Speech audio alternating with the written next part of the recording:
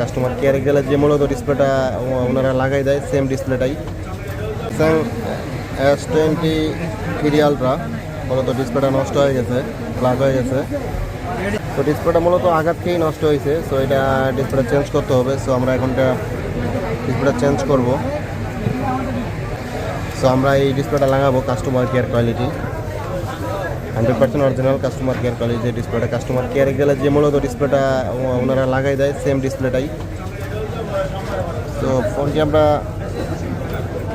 কাজের সুবিধাতে আগে খুলে নিছি। সো ডিসপ্লেটি দেখতে পাচ্ছেন 100% অরিজিনাল ডিসপ্লে। এটা হচ্ছে ডিসপ্লেটা মূলত আগে যা ছিল সেম টু সেমই হবে, এখানে কোনো পার্থক্য থাকবে না।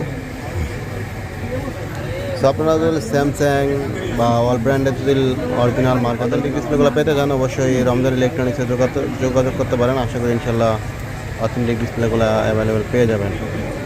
তো আলহামদুলিল্লাহ আমাদের কাজটি কমপ্লিট, ডিসপ্লেটি লাগানো সম্পন্ন করলাম।